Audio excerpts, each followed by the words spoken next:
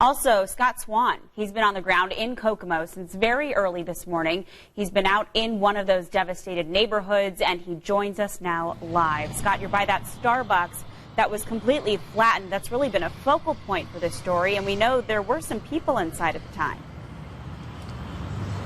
Yes, in fact, there were. Governor Mike Pence was just here touring the Starbucks just a short time ago. Want to show you the damage there. Of course, you can see the building that is flattened here, but look to the right, that open door, those are the restrooms. That's where 20 people went in when they were told by a store manager that there was a tornado on the ground heading right for the Starbucks. They got in there, they shut the door, they rode out the storm inside the bathrooms, and as soon as the storm lifted and moved on, the store manager was able to get some help from a guy at Chili's. Chili's is a restaurant that's just about 20 yards away from the Starbucks. He shot some video showing the storm touching down and blowing apart that Starbucks location. Once the storm lifted, the guy ran out of the Chili's, ran across the parking lot and into the Starbucks and was able to pry the door off the bathroom door, allowing those 20 people and the brave store manager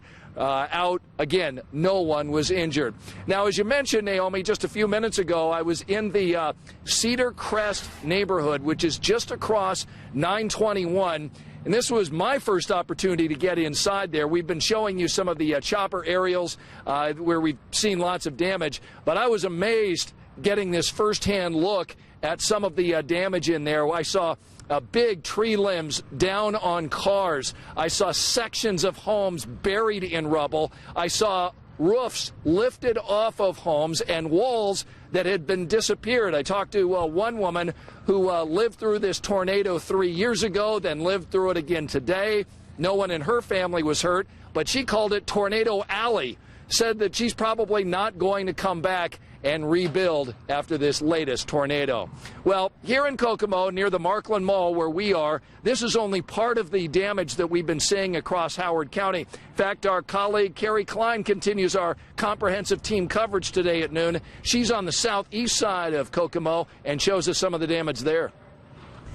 Not only are these homeowners dealing with the devastation of losing their homes, but many of them are still coping with the trauma of riding out this tornado. We talked with Monica Workman, who tells an incredible story of survival. We went to the basement, and I tell you, I swear, it was just seconds, and it hit us. And when we were down there, the gas meter is right there by our cellar. And the tornado had hit right in that area, and the debris was coming in literally underneath our house into the cellar where we were at. And I just prayed to God that we were going to be okay. And then it was like 15, 20 seconds maybe, and it was over. And I told my daughter, I said, I'm going to go upstairs. You stay here. I'm going to go check things out. And I came upstairs, and my house was gone in the back. That's all I can say at this point. But you know what? Thank God for our God. And you people out there that don't believe in God, there is a God. And you can multiply Monica's story and sentiments over and over again, because despite the destruction you see here, no one was killed or even seriously injured, giving life to a phrase that's giving many hope here: Kokomo strong. Naomi? All right, Carrie, thanks so much. I'm so glad those victims were not seriously injured. In fact, when Governor Pence was just here a few minutes ago, I asked him, Governor, based on everything that you've seen, all the damage that you've seen here in Howard County, what do you think? And he said, Scott, I think it's just remarkable that no one was seriously injured or killed. He said it's really nothing short of a miracle. Now, there are a couple of hundred people who are staying in temporary shelters as a result of this EF3 tornado that hit yesterday afternoon. Matt McCutcheon picks up our team coverage and talks to some of the victims about the homes that they left behind.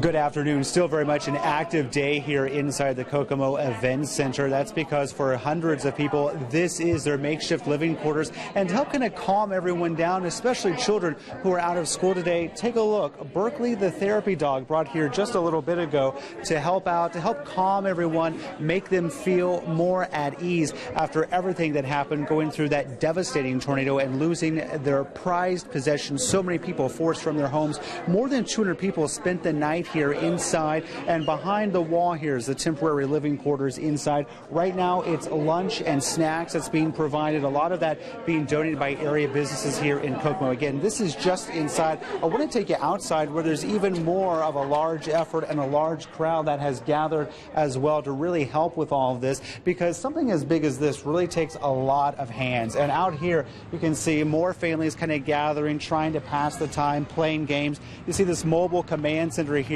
from the American Red Cross offering coffee and drinks and snacks right here. That was a popular place here during the breakfast hour. But I also want to show you this. You see that right there? Huntington County. That's just one of several counties helping out. We also have Monroe County helping here as well, because with such widespread devastation, it's going to take several days, weeks, even months for the cleanup process. It takes a lot of people, a lot of resources coming together to do that. And of course, we're going to continue to follow that and bring you the stories of these people here who have been forced from their homes throughout the day here on WTHR TV, the WTHR app, and on WTHR.com. So dramatic stories we continue to hear, and we'll keep you updated here throughout the day as life here tries to return back to normal in Howard County. I'm Matt McCutcheon, Channel 13 Eyewitness News. All right, Matt, thanks so much. One final thing I want to show you. The traffic lights are out here, many of them out along 931. So it's very, very slow going through Kokomo right now because there are a lot of people still without power. We're going to be covering this big story throughout the afternoon, of course, here on Channel 13, and, of course, the very latest on WTHR.com. Naomi? All right, Scott, a lot of folks hoping they can get that power restored soon. In the